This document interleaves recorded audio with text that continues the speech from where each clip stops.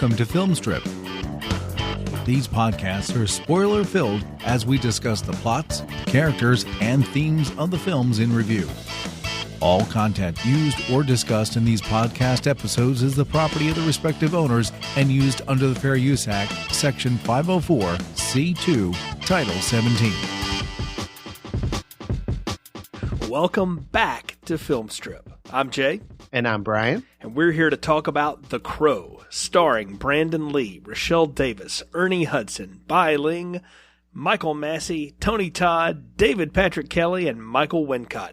Directed by Alex Proyas, based on the comic series by James O'Barr, released in 1994 on a budget of $23 million, grossed over $50 million at the box office. I even read another figure that had it up around like 94 when you added in overseas finally and all the home video stuff. But no matter what, a bona fide hit and a cult classic. Brian, you've been wanting to talk about The Crow for a long time. I mean, maybe since we started this podcast. So what got you hooked on this?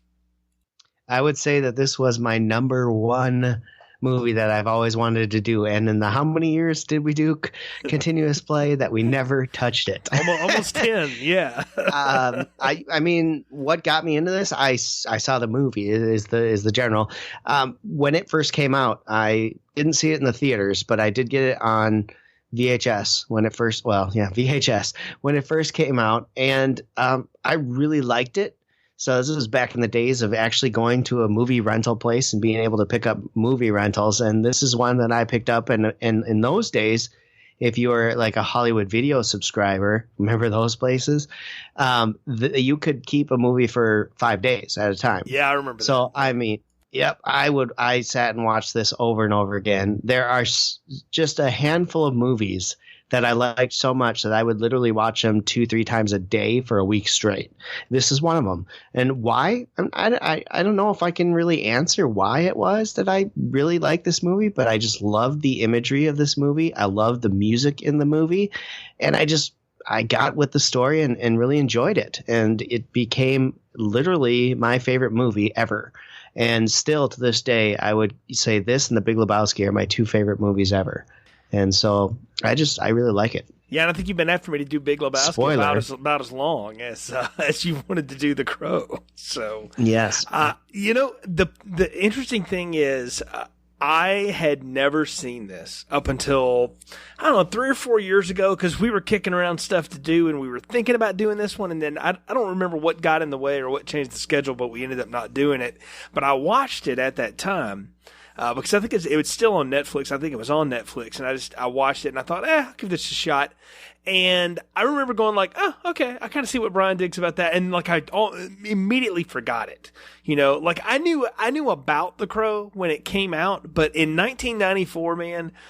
Honestly, like if it wasn't some part of the horror franchise that I was really into, which was Halloween or something, I wasn't watching movies. In 1994, I was all about music, man. I was playing music. I was writing music. I was into music in a big way.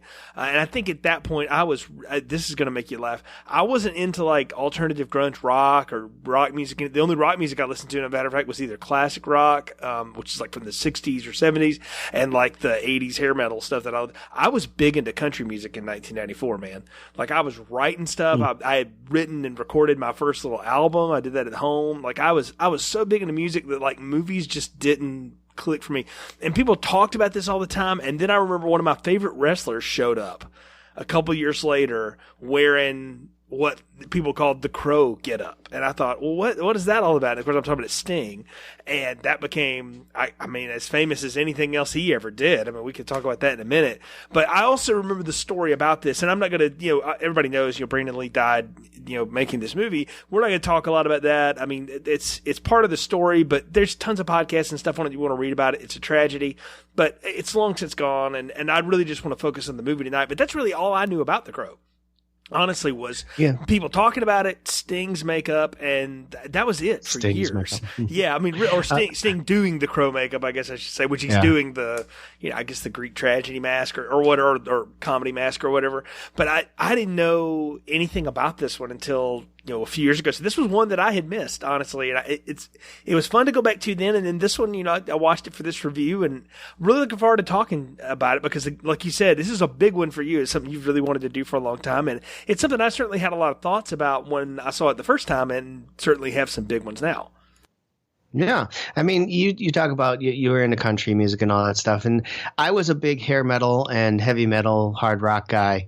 And when grunge kind of came around, I was upset, like really upset for a long time. Yeah, same. And about 1993, I would say, I was still, following the Spaghetti Incident from Guns N' Roses, things like that. That's about the time when I started to turn the corner and just go with it, because it was really all I had around. The stations had all turned away from my kind of music, and they were all going to that alternative rock grunge format. And that's right around the time, I'd say 93 or so, that I started to finally just give in and listen to that music. And it's some of my favorite music that I listen to over and over again today. But it took me a while to turn it. And then this of course, took the two worlds that I really enjoyed, the heavy metal, you got Pantera on the soundtrack, and that grunge, and kind of fused them together in a really good soundtrack. And we can talk about the soundtrack later because it's amazing. But yeah, that I think played a large part in my enjoyment of this movie as well. Oh, and I can see why, dude. I mean, just listening to this, I was watching this movie, and my wife asked me what I was doing, and I told her, she's like, "Oh yeah, I like that." And she said, "I really dig the soundtrack." My wife is not one to pay attention to that usually, but I thought, okay, that's interesting. And I remember texting you in the middle of it, like, this is an '90s alt rock grunge tour de force. I mean, this is industrial. It's got, there's like some Nine Inch Nails sound in, and all this other stuff. And I remember my friends that were into that and trying to get me into it. And again, I just went the other way. And I mean, it was part of the 90s country boom. So it was, Clint Black and Alan Jackson and Garth Brooks and all those guys. And I just hooked into the songwriting part of that. But years later, I came around to the grunge stuff. And honestly, like, listening to this now, I'm like, man, I gotta buy the soundtrack, because regardless of what I think about the movie, the soundtrack is slamming on this thing. And we can talk more about that, like you said, getting into it. But, again, I was sort of oblivious to The Crow, other than the impact it had in pop culture. And I do want to kind of kick to you for a second about the Sting wrestler part of this, because we won't really get to talk about it again. So once you get into the movie, there's tons to talk about. But do you know the story of why he decided to go from the bleach blonde surfer kind of Ultimate Warrior bright face paint thing to this black and white, macabre thing? Yeah, I mean, it's an interesting story, not to sidetrack here, but, he was changing. The whole thing was in the WCW, you had the outsiders, Scott Hall, Kevin Nash coming in. Hulk Hogan had turned his back on the WCW and become a bad guy, right? That was the big deal back then. Sting was the top face other than Hulk Hogan in that company. So now he, by de facto, is the top face. Well, he was dealing with injuries and everything else, so he had to stay off screen for a while. And they decided to come up with a mysterious type character for him to play to kind of tease that he may be NWO or he may be WCW. And Scott Hall is actually the person who had told him, said, hey, there's this Crow movie out there that's really over with all the people who watch our show. You should maybe paint your face like that and get away from all the colors and everything else. And so you got to credit Scott Hall with coming up with the idea to kind of mimic the Crow look for Sting going forward. And he kind of played with it a little bit at the beginning and then finally settled on the look that he ended up with, which is it's different than the Crow, but it's based on the Crow look. Yeah, it's very, very similar. I think the teardrops are longer and all that kind of stuff. But that's cool. I didn't know Scott Hall was involved with that. Well, I mean, again, this movie permeated the pop culture. I mean, it had 3 or 4 sequels. There was a television show. And the funny thing, though, honest truth, I did not know this was based on some kind of comic book thing at all. Oh yeah. I had no idea. Honestly, I don't think many people did. I don't think many people knew that this comic book even existed. Even after the movie came out, it wasn't for a while afterwards that people kind of heard about the comic book, and then of course it became one of those sought after comic books. It had a cult following, and then when it got made into a movie, of course it just exploded like anything else. And look, this is 1994. We're only 5 years removed from Batman 1989, which started this comic book television renaissance in Hollywood. Yeah. Like they were making everything, every studio in the world. Of course, Miramax was going to get in on that. And, I think it's funny that we come back from Filmstrip, after over a year's hiatus, right? And the biggest comic book movie of all freaking time is in theaters, and we choose to talk about one from 1994. That is the most Filmstrip thing ever. But it was part of that though, and that's what I'm bringing that up for a point. Is now we think of comic book movies as these $400 million franchises, right? They're these huge things. Even like the smaller ones, quote unquote, are $100 million movies, and they make $400 and $500 million. Back in these days, man, you'd put maybe, 10, 20, they put $20 million into the thing, and you see what it makes, right? And it was also early days of computer graphics and all of that. I mean, Jurassic Park was around, and so we were starting to get a much different set of filmmaking tools. And I think that lends itself to something that is supernatural like this, and also has a lot of action. So, I don't know much about the comic stuff. I've never read any of it, but The Crow comes off as kind of a cross between The Punisher and like Spawn and some just, dark stuff. It's definitely the darker side of comics. Like Captain America is not going to come rolling through the scene anytime soon for The Crow. Yeah, no, definitely a dark comic, and it's very dark material. You're talking about revenge and death, and a lot of death, and so you've got assault, you've got vigilante, all this other stuff going on. I mean, but it was the '90s too, right? And the '90s grunge era. Music a lot of times does reflect what's going on in the world, and we weren't at war per se, but we were at war culturally in this country in a big way, and things were changing, and the economy was going down, and people were finding a voice that they'd never had before, and I don't know, there was just a lot of pent-up aggression out there, and so I can see why this would relate to disaffected youth, and or even just Absolutely. people that sort of felt, you and I are white, middle-class suburban dudes, right? But we could even relate to some of this kind of stuff. And I could see how this thing found an audience. For sure. Not to mention the fact that you got Bruce Lee's son, who, the story, of course, he dies mysteriously making a movie. That sounds eerily familiar for that family, right?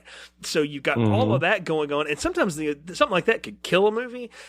In this case, it helped this one. And then the fact that the movie actually had something to say, and we'll get into that in a minute, I think propelled this to being even a bigger phenomenon than maybe what they thought it was going to be. But this was a big deal for him to get this movie at this time, because he had done like one action movie and a couple of little small things.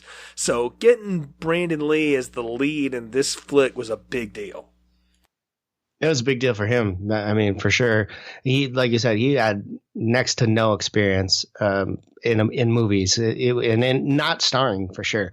So this was a huge break for him, and it was supposed to launch his career, and unfortunately it killed him. It did launch his career, but he was dead. He couldn't take advantage of it. Yeah, it was very sadly kind of like his dad, right as it was about to take off in America, Bruce Lee was dead, So, and that's enough about that. But really, this was a time when, it's hard to think about the last movie you've seen that took really a nobody, or maybe somebody had a name but they hadn't done anything yet, and just made them, and I think the 90s was just littered with that. And it's one thing I miss nowadays, because it's hard to find those movies these days. They probably have it on things like Netflix and Prime and Hulu Originals and stuff like that. They rarely make the theaters anymore, because the theaters are all like franchises and stuff now. But in the 90s, man, 90s movies, they had a certain sheen and look to them. They had a soundtrack that went with them. We did the Scream movies with Ron a few years ago, and we talked about this. And they also made young stars. All those people that in that movie, they've been on TV, but they weren't movie stars. And back then it was different to be a TV star than a movie star. Nowadays they're really one and the same. Sometimes it's even better to be a TV star, or at least it's more steady work. But in the 90s, man, you get a young person, you put them in a big movie, it's a smash, and the next thing you know, Jed's a millionaire, and they got a lot going on. Yeah. Oh yeah, we could just pick names of movies and talk about that. It's crazy, but yeah, this was. I think this came out at the exact right time. Like you were saying, there's a lot of anger in music. There's a lot of anger in the teenage groups, in our groups as we were growing up, It was all over the place, and this was a movie that we could all rally behind, I think, and I think a lot of us did. Absolutely, and I guess that's enough preamble, Brian. Why don't you tell folks the plot summary? And we did the spoiler warning in the opening credits, but if you skip by those spoilers, we do spoilers here on Film Strip, and also this movie is 25 years old, so if you're like me and you haven't seen it up at this point, you're about to have it killed. So go watch it on Netflix. It's an hour and 40 minutes, and then come back if you don't want it spoiled. But Brian, tell people the plot summary, and then we can get into talking about it. All right. 1 year after Eric Draven and his fiancée, Shelley, are murdered, Draven, watched over by a hypnotic crow, returns from the grave to exact revenge on Top Dollar and his gang of thugs, which include T-Bird, Tintin, Funboy, and Skank. That's right, Skank. One by one, Draven goes after each member of the gang in brutal fashion, setting up for the final showdown with Top Dollar. Meanwhile, Draven visits Sarah, a girl he and his fiancée Shelley watched over, because her mother, Darla, is a prostitute drug addict. With the help of Sergeant Albrecht and Sarah, Draven gets his revenge on Top Dollar and returns to his grave. He is finally able to rest in peace with Shelley as the movie comes to an end. So that's a short but sweet plot summary, and it really covers the, I think, whole reason and events of this movie without getting into too much detail. Brian, I think that's a good, succinct plot summary, and I mean, it tells the thing. And I think that's one of the neat things I noticed immediately about this movie is that, honestly, for all the intricacies, and I do have a lot of questions, and I want to know more, and hopefully you can enlighten me on some of this. It's actually a pretty simple story. It's just a good revenge story mixed in with a little hocus pocus and dark lighting and, again, industrial rock. I mean, I'm not dinging it for that. I mean, some of the best movies, the simplicity is what makes them great. You know, think about Halloween. It's a really friggin' simple movie, you know, and ain't much to it. Even a movie like Jaws, there's a lot going on in that movie, but it's really about a shark terrorizing people in a community. And what are they going to do about it? The simplest thing is usually the best. Not everything has to be, you know, this Dostoevsky, huge, epic, you know, and I like that about it. And that's the thing is, you know, having only seen this once before, coming back to it, the opening scene and this idea of use of flashback as a narrative device where we are thrown in the story. We don't get Draven's backstory. We don't get anything.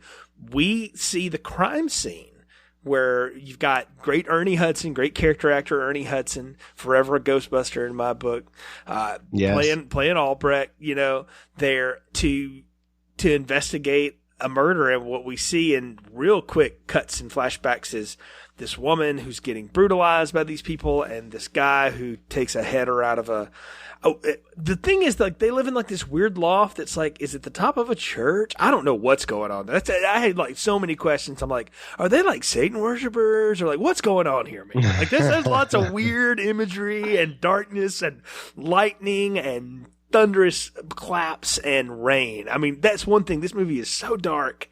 And it takes a skilled filmmaker to make a movie in the dark and not make it look stupid and cheap. You know, like that, usually darkness is because we're trying to hide something. In this case, Proyas, from what I understand, wanted to shoot the whole thing in black and white. The studio told him no. But you could, and the movie would almost work. It would have worked. Yep. It would have worked, I think. They're living in a very bad area of a town. I don't know. It's Detroit. It is Detroit. Yeah. So they're in just a really bad, crime-ridden area.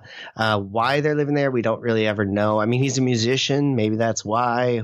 But either way, they're in a very bad part of town, and they're in a Top Dollar is a landlord, I guess you can say, basically runs a crime family, and they live in one of his apartment areas. So where it is, I'm not exactly sure they ever really say. It's not a church for sure, but it's in a very old building, rundown building, and it's run and owned by Top Dollar and his gang of thugs. Well, and the way I understood all of it is that Top Dollar, who's played by Michael Wincott, who's amazing in this movie, and he was in like Alien Resurrection. He's got this really deep voice. He's wearing a terrible wig in this movie, but when you hear him, folks, you know who I'm talking about. This guy he's all over the 90s. I mean, just an amazing actor. But what I took it was he was a crime guy for sure, but he had like legitimate business too. And one of his schemes was to burn down old buildings and run off people. Well, he would run people off to try to gentrify the neighborhood, basically, so that he could take over and build up something else. But if he couldn't get rid of them, he would have T-Bird and the other thugs burn the place to the ground and kill everybody. I think it's an insurance scam, to be honest with you. He owns a lot of the buildings in town and rents to them all, and he lights them up on Devil's Night, and there you get your money, right? How else are you going to make money by lighting places on fire? Well, this is true. Yeah, there's right. a line he drops in there. Yeah. We're going to burn some places and make a lot of money tonight, right? Right. That's an insurance scam to me. So I think that's his whole thing, and it's collateral damage, right? When he gets the gang involved, it's collateral damage, whatever. But he tries to evict everybody, and then the ones who don't go along with the eviction, they're the collateral damage. Right. And what we'll say is, and this is revealed throughout the movie, and I mean up until the very end you get pieces of this, so we'll just tell it now. The reason Shelley and Draven get targeted, it's really Shelley that's the target. She is like some sort of community activist for like the rent's too damn high, and wants to stop these shady evictions and stuff like that. So they send the gang over there not knowing she's home.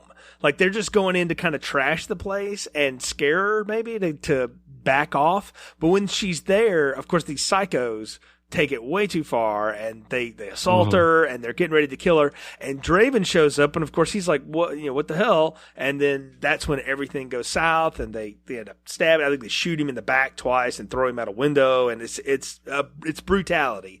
But that was not the plan of Top Dollar, was go kill those people. It was more of a go scare them. Go scare that woman so she'll stop this harassment and we can keep up our shady business dealings. And the fact that she was there is just, oh well. This is what happens when you employ psychos, But yeah, and they're not the brightest bunch ever. At all. We'll get into. Yeah, do you know any of these people? Like, I know one of the people in the gang. Okay, David Patrick Kelly has been in, probably his most famous thing was he's in a movie called The Warriors, which is about street gangs in New York City. I highly recommend that movie to go watch it. It's really cool. It's definitely of its time, so it's not more modern aesthetic, but it's very cool. He was also a bit player in a really cheesy but totally enjoyable Arnold Schwarzenegger action movie called Commando, and he's Sully. So if you've seen that, you know that movie. But he's a great character actor. He's always got just these wild eyes and faces. And I don't know any of these other people in the gang, like at all from anything, but they come off like just the rogues gallery of, henchmen. And they're all insane in one way or another. Like he's the only one that's like remotely in this reality. And even he's a little weird, with the whole burn it down, which I'm like, well, now I know where that got ripped off, 25 years later too. But they do all kinds of stuff, but that guy, T-Bird, is very fun in this movie in a very bad role and a guy who's just evil, but I really dug him and I know him from other things. Well, and that's why T-Bird is the leader of the group too. I mean, he's the one that is the most sane of all the guys, so he's the leader of the group. But yeah, no, I don't think I've seen really any of these actors, even the Top Dollar Michael Wincott. I don't know that I recognize him from anything that I've seen personally. The only one in here that I knew before this movie would have been, of course, Ernie Hudson, and that's it. Right. I didn't know Bylene. I think this is one of Bylene's first. It's one of her very first American films. Yeah, she had done Chinese work. You're right, but this was one of her first big American films. Of course, she's had a long and storied career. She's still working to this day, but. No, but the thing is that I want to go back to Shelley and Draven here real quick because, again, this unfolds throughout the story. We learn a little bit more about them, but we really don't know a ton about them. So he's a musician he's famous enough that the band has a vinyl record. All right, so there's that. Well, remember, they weren't that hard to get back in the day. Yeah, they weren't, but they have an album. So I get he's sort of local music about to break on the scene or something like that. I don't really know because we never see them playing or anything. I think we're here what's supposed to be the remnants of his band with another singer later, but we'll get to that. But anyway, so there's that, and then she's again, community activist. They're in love, and Brian, they're going to get married on freaking Halloween. All right, now.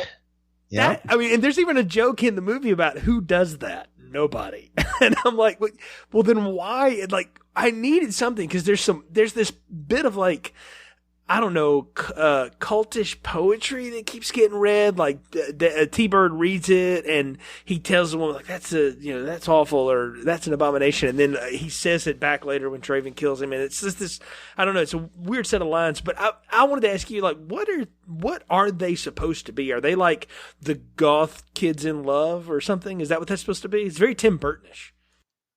Yeah, I don't think we're supposed to read anything really that deep into it. I just think that they're a couple in love living in Detroit. He's a musician, she's an activist, and they like that kind of stuff. They like macabre things, maybe. I don't know.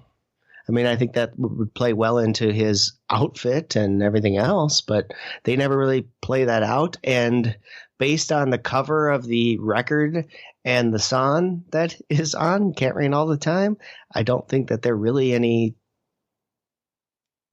metal or gothic anything. Okay. They're just a typical grunge type band. I guess so. I don't know. It was very strange because like we see their engagement later and it's like all these candles around and he's got this little ring for her and whatnot. I mean, I'm reading a lot into it because that's what we're supposed to sit here and do is pick the stuff apart. And I had questions about it. I was like, so what, like, are they sort of making a joke about it? Because they play that off as a joke in the movie. Like, who gets married on Halloween? Nobody. And I'm like, well, is that supposed to be like a stick at the culture? Like, yeah, you're dark. I mean, South Park has had a lot of fun with the goth kids through the years, and especially when the Twilight vampire thing was a big deal and these kids started dressing up like vampires and the goth kids were like, oh, these freaking kids are driving me nuts.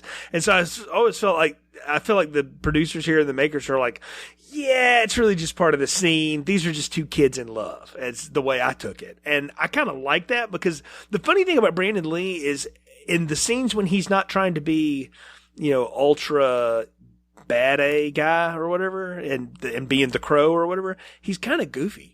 I mean, it's sort of funny. Like he's having a good laugh. He plays all of his lines off as comedy. And that's the one thing about Bruce Lee movies that people don't remember. They remember all the martial arts and action, but Bruce Lee thought he liked being funny.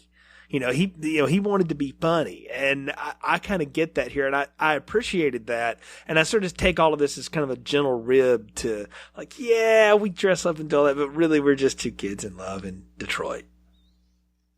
That's all I took it as well. And maybe Halloween was the day that they could get to get married. And so that's why. Who knows? The church was available when it wasn't burning down or something. Right? Who knows? I mean, I've had friends I don't think get it's married ever really on, explained. I mean, I have friends that got married on Christmas and New Year's and, Star Wars Day and all kinds of other stuff. So whatever, whatever floats your boat. It's just, I just found it funny that they go out of their way to explain that and keep bringing it up and then they pick it up as a joke. But as they're leaving for, the hospital and all this stuff, what I love is we get this little girl, Sarah, roll up. And I gotta say, I really enjoyed this kid. Like, kids in scary movies or movies in general can be a mixed bag sometimes. And Rochelle Davis does a good job. And matter of fact, this is one of the few things she ever did. Like, she didn't go on to have a long career. But I liked her as Sarah, sort of this street kid that these two other, basically just a little bit older kids were taking care of because her mom's a crack hoe or whatever. And but what I also love is that the 90s sensibilities that the cops will just tell anybody anything. She shows up like is she gonna make it? Maybe, I don't know, probably not. And I'm like, but we live in the post 9/11 world where you can't get near a crime scene at all. But back in the 90s you could just walk through like, oh, I know them, whatever. Well, it is Detroit and there's a lot of crime going on. So how are you gonna keep people away like that, right? Yeah, I think RoboCop had been retired at that point. So yeah, you're right. So. It's no different than if you happen upon a scene and you recognize the person, you'd probably go in there too. They probably would stop you, but in this case, there's a whole lot going on. So you may be able to get through at that point. The other thing too, and I mean, this movie is big on just sort of shadowing and barely telling some of the story. Like, Albrecht here is in uniform, but there's another detective on the scene who's berating him and going like, that's why you're no longer a detective. And we never really get that story. But I like that. I kind of like the fact that it's sort of underneath the surface. And he's the detective on the case when it first happens, right? He is the detective there. And then a year later, he's no longer the detective. Probably, likely, because he was never able to solve the case. And they put someone else on it, this really, like, dickish Dennis Leary wannabe. Oh, that guy, by the way, is the opening bad guy in the Stallone movie Cobra. So go back and enjoy his wonderful scene in a grocery store with Stallone, where he is the disease and Stallone is the cure. But I mean, no, I've seen this guy in a lot of another character actor. But I like the fact that Ernie Hudson is kind of a screw up, or is blamed for stuff. And I'll tell you how I read that. It's not spelled out in the movie, but I feel like that cop that's giving him all that hard time is probably dirty. There's just got to be dirty cops involved in this whole situation, because don't run a criminal enterprise without having, a lot of people on the take, right? And so I read it as like that detective is probably dirty. And everybody knows it and they can't really prove it. And, again, we were talking about the early 90s. This is when we started to totally distrust everything. And, it was always anybody in high level authority was not to be, trusted. And that's not a new thing. That's just our youth culture. And when we were coming up and when we were that age, that was the message. It's still the message today in a lot of ways. And for people a lot younger than me. But I read it as that. It's like, that cop's probably dirty, and he screwed Ernie Hudson so he could get ahead and make sure that he's stuck away. Because you see Ernie Hudson, like, later on has other cop friends that, like, feed him information, but they're like, you better not tell nobody, because people will find out. And I'm like, so the department's dirty too. Well, of course it is. It's Detroit. But yeah, no, sorry, Roger, if you're listening to this, our friend Roger from Sports Radio Detroit. I kid.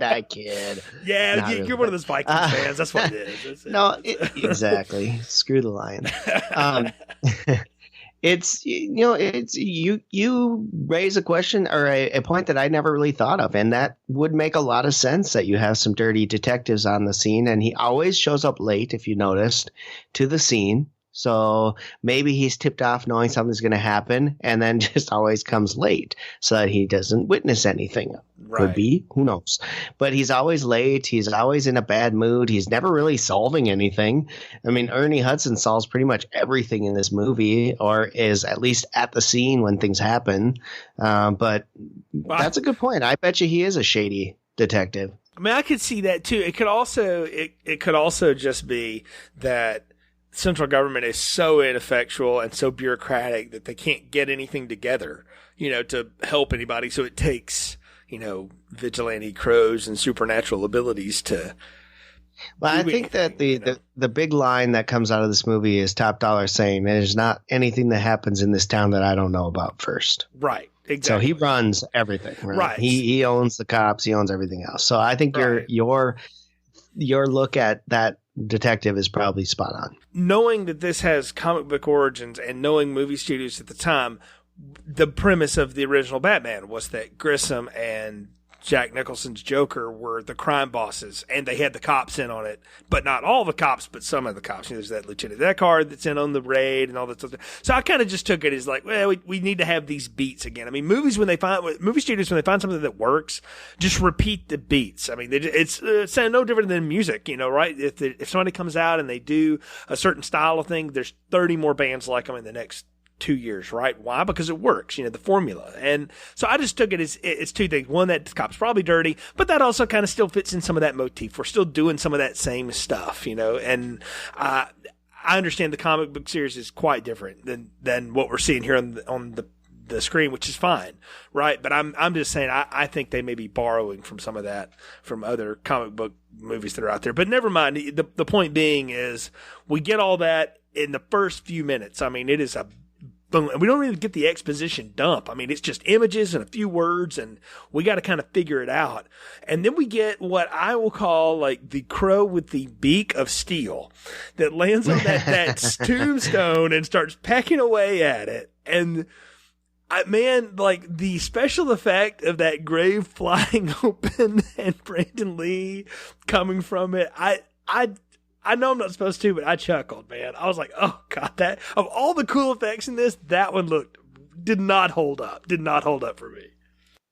Yeah, I don't understand the whole point of the crow pecking at the gravestone and having it actually chip.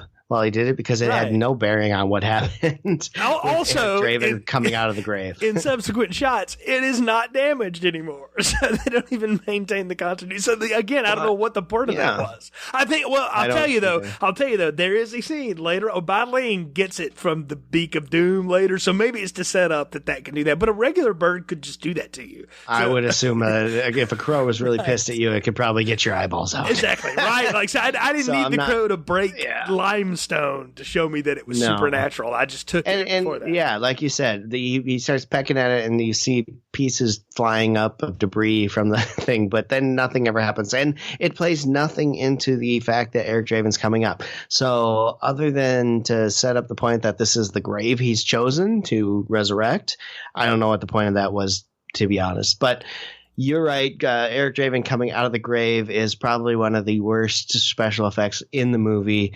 It just looked terrible because they took the grass up as a whole chunk with the casket opening and opening the wrong way. Right, yeah, like it opens in half. It's like a trap door or something. It's what I would expect to see at like your neighborhood county fair haunted house kind of thing. Like it's very cheesy. Honestly, the casket is 6 feet underground unless they can't dig that deep in Detroit. I don't know. But there's no reason they can't. Would never rake it up. Yeah, it would never work. So I prefer the Buffy the Vampire Slayer version where she has to dig her way out. Right. Well, maybe we should have had the crow do that. Something like that. Like I could see, like, it rains in this movie for all the friggin' time anyway. Why not have it rain and just wet come out of the ground? I don't know. They wanted to have this explosive, and maybe it's just a part of the times too. Like we're looking at this in 2019. In 1994, I'm sure people were like, "Ooh," by that. But now how many times did we see that on Buffy? Jeepers, so. Right. And let's talk about this too, though. Aside from the getting out of the grave, I loved how they played the effects of all of a sudden being resurrected, like completely out of sorts, cold, not knowing where he is, what to do, how to walk, having to kind of stumble around because your body has been basically dormant and dead for over a year, I guess. And I really thought that was done really well. What did you think about the whole scene where he's reorienting himself? I love that, and there's a little detail in there too that is I'm sad that I know this, but when they bury you, they just sort of drape the clothes over you. His shirt is ripped straight down the middle in the back, and he sort of pulls it off of the front of him or whatever, and that's just how they bury you because. Why go through all the other trouble? I mean, it's just the front that you're going to see in the casket. And that's a little thing. It's just a weird thing, but it's a nice little level of detail that basically his clothes are shredded when he comes off of, his pants should have been too, but obviously they couldn't do that because this movie's rated R anyway, so they're not going to make it any worse. And maybe he didn't want to do that at this point. And in 1994, we didn't really do that kind of thing. Not in this kind of movie. Like if anything, Shelley would have been naked or something, but we didn't get any of that. I think probably because there's so much violence and language in this movie that the MPAA would have just had a friggin' heart attack if they had thrown in some nudity to go with it. Because this was 1994. And they tried. They came close. Well, they did have some nudity actually in this. The dead girl in Top Dollar's bed. Yeah. There's one. And Biling in the shower. And Biling in the shower, we could see her back. You're right. So maybe that they had that, so they knew they couldn't do anything else. But male nudity in a movie was very rare in 1994. We just didn't do that. It was rare until Bruce Willis in Color of Night. Oh, man. You know what? Put that on the stay tuned list or whatever we're going to call it, because I got thoughts about that garbage. But anyway, yikes. Anyway, there's a good Scream joke about that too. But back to Draven, I love the disorientation because you're right. It's how many times like this you're reincarnated or whatever, and boom, you're just right back into it. I love that they bother to take time. That this guy, he's been dead a year, so you reconstitute his soul along with a little extra mojo or whatever back into this body. He's got to loosen it back up, but also he's got to figure out where am I. Like, what am I doing? Because it's not like the crow goes, now, kill everybody. Right. Like, it doesn't do that. You have to figure out what's going on. He doesn't have any idea. He has no clue why he's back, where he is, how he's going. He gets to his apartment, which I think is cool, and things are starting to come back to him. He sees his cat, which, by God, what a cat. It's alive a year later. Cats are resourceful, man. They're scary animals. Well, yeah, no, it's true. And the cat's still there. The apartment that they're in has been blocked off as a police crime scene, right? Case isn't solved, so it's still a crime scene. Nobody's lived there. It's been dormant. The place is a disaster from what they did to it in searching it and destroying it and all that stuff. And he goes back in there, and the kitty's there, and he's like, oh, he recognizes the cat, Gabriel. Hey, how are you doing? You know, whatever. And he starts to get his bearings back, right? Right. And little things like touching the cat brought back memories. Anything he touches that was involved in the crime or at the scene of the crime or anything like that, he gets the memories, which I think is kind of a cool little effect for him. No, and it gives him the story. Yeah, it's how he can piece together memories is by physically interacting with things. We'll see later he grabs Ernie Hudson, and that's how he sort of understands that his fiance lived for 30 hours after being attacked and before she dies, and he'll use that. We'll talk about how he uses it later. But he's able to absorb that, and it makes him, I mean, it gives him this infinitely unbelievably depressive sadness and anger and rage all at the same time. And there's another thing too, like calling the cat Gabriel. I don't know if that's part of the comic. Again, I'm just going to feign ignorance, but there's some symbolism in that. You know, Gabriel in the Bible is like a guardian angel, right? And a guardian warrior angel, angel, right? Mm-hmm. So I'm like, okay, a little symbolism there. Like nothing's thrown in the movie for no reason whatsoever, especially a guy like Alex Proyas, because he does these kind of movies and stuff, and so he knows this. And I'm like, okay, I kind of like that touch. Like, it's nice. It's a subtle thing, so if you pick it up, it's cool. If you don't, you don't. And I'll be honest with you, I did not remember that the first time seeing it. When I watched it for this review, I was like, oh, that's kind of neat. That's smart. And then they'll play it out later because Sarah will come in contact with that cat. I'm also not too sure that cat wasn't dead and that the Crow didn't do some Pet Cemetery on it and bring it back anyway. Just to help him remember. But it's got 9 lives. No, man. So, I mean, he's in a abandoned building. You gotta think there's mice for days for it to feast on. But that cat is I'm sure he was resourceful. That cat is also pristine, clean. Yeah, he's white. A little too well groomed. I agree. Yeah. However, if it's just eating mice in an apartment and staying there, it's not getting dirty. Dude, I can walk out of my apartment for 2 days and there's 3 inches of dust in this place. There's no way that cat is that white. I'm nitpicking because I'm having fun with it. Because again, in the 90s, we didn't think about that kind of crap. We're just like, ooh, cat, you know. And now we can nitpick that stuff. But it's funny to me because both times they see the cat, you're in a burned out, wet building, and the cat is gorgeous. You know. Oh yeah, and I'm sure that cat had a trailer and everything else because we've treated cats in Hollywood great for years, animals in particular. But no, I like that though. I like that device though. You're right. When he interacts with things from his past and places, he gets these violent memories. And that's where we see a lot of the flashback of the attack too. And it's when he grabs was Sarah or Shelley also an actress? Because he grabs all this kabuki makeup or so, and he starts doing that. We saw that little face mask hanging up, and that's when he puts on the makeup that he'll have for the bulk of the movie. Yeah, I mean, I don't know. Maybe it was part of his band outfit. Maybe he dressed up like a Kiss type thing. I'll say no to that only because they show us so many times pictures of his band, and he's just regular faced dude. Yeah, I suppose. Who knows? Yeah. It could have just been makeup that they had lying around for something. It could have been Halloween costume. We don't really know. Well, they were getting married on Halloween, so maybe it was part of the get-up. We don't know. But it becomes part of the whole mythos of this dude and the way he looks and stuff. Because the first thing he's going to go do is go right on the rampage, right? Like, he is not going to mess around. And the Crow and he have this telepathic bond where the Crow can go find people, look at them, and then you see Crow vision, and he gets it beamed right into his head. And here is Tintin, this guy with just tons of knives on him, right? And that's the first one that Draven's going to go after is Tintin. Yeah, let's set that up too beforehand too, because we got to talk about our gang of thugs here, because they have a scene right off the top in a bar, the bar that Sarah's mom, Darla, is the name, works at. And you've got Tintin, T-Bird, Funboy, and Skank sitting around, and they're popping live bullets into their mouth and swallowing them with alcohol. Yes. To prove their manliness to each other, right? And who can do it the most brutal, gruesome way. And I think T-Bird wins by putting a cigar out on his tongue after swallowing one with whiskey or Jack or whatever it is. Right. And so we get set up with the gang right off the top. These are the 4 guys that Eric Draven is going after, right? The Crow's going after. These are the 4 guys. To complete his mission, he has to get rid of these 4 guys.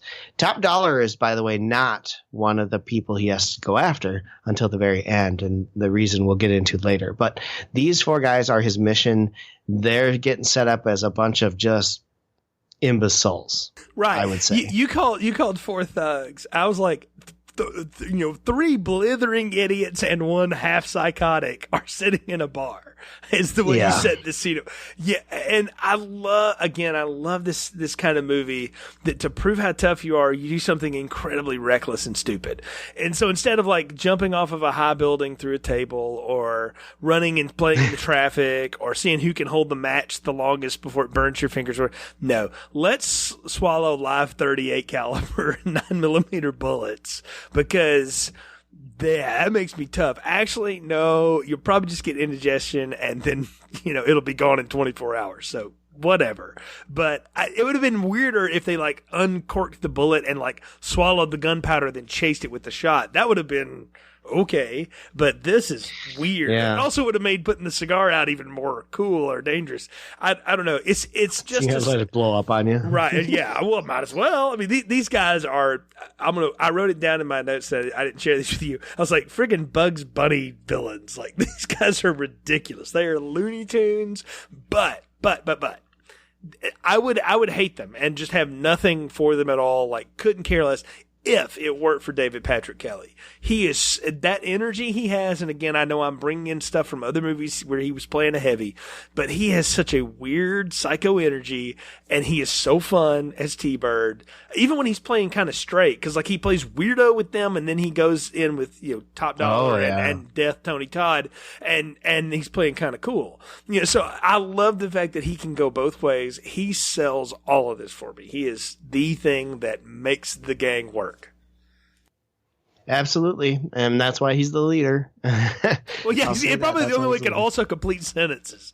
I mean, Snake cannot, and the other two, I don't know. So Tintin had some good sentences in there. Tintin has a lot of things to say. So yeah, you're right. We set him up at the bar. We set up Darla as the barkeep that has been around with all of them many times, right? So we can only imagine. Well, her favorite's Fun Boy, right? Right. Then we'll find out. We've set that up about that because they're kind of junkies together. Is the thing, and she's Sarah's mother. We'll find that out, in this too. But yeah, that's how we set up the gang, and then we get the Crow, Draven versus Tintin. Yeah. Tintin's in the back alley, and the Crow finds him, and he goes and comes down. All dressed up, and I like this interaction a lot. Tintin's just like, what are you all dressed up for? Halloween ain't till mañana.